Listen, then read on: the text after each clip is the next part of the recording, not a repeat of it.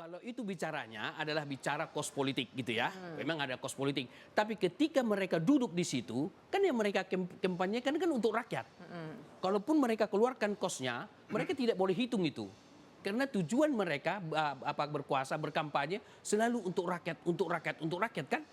Nah, jadi oleh karena itu tidak bisa kita gunakan rupiah yang mereka gunakan itu. Karena janji mereka harus diwujudkan. Oleh karena itu saya mengatakan bahwa di kementerian, apakah pejabat yang dipilih atau birokrasi, mereka ini muncul raja-raja kecil. Coba lihat suatu contoh. Katakanlah misalnya pejabat itu pergi kemana-mana, ada nggak pengawalan? Ada nggak sirene yang bunyi? Dan lain-lain sebagainya. Padahal tidak ada sesuatu yang dikejar. Baru kemudian kita lihat fasilitas mobil mereka. Kenapa tidak Kijang Innova misalnya menteri? Kenapa misalnya katakanlah kementerian misalnya itu lebih katakanlah lebih sederhana?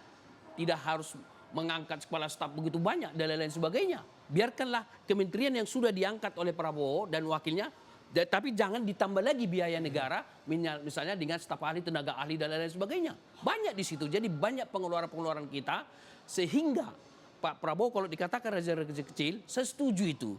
Jadi harusnya mereka mengabdi untuk rakyat. Yang kedua, saya berpendapat bahwa kementerian tidak sekedar pengguna anggaran. Kenapa tidak kementerian penghasil katakanlah devisa kita? Bisa nggak dilakukan seperti itu? Artinya apa? Misalnya katakanlah kementerian ESDM.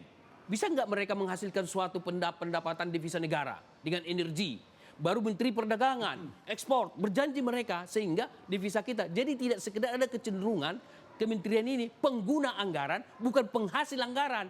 Harus dibalik paradigma ini. Jadi kementerian harus dikelola dengan baik sehingga menjadi penghasil anggaran di bidangnya sesuai bidang, kecuali memang pelayanan publik misalnya Kementerian Sosial tidak mungkin. Tetapi kalau Kementerian ESDM bisa nggak meningkatkan ekspor di bidang katakanlah tambang dan lain-lain sebagainya.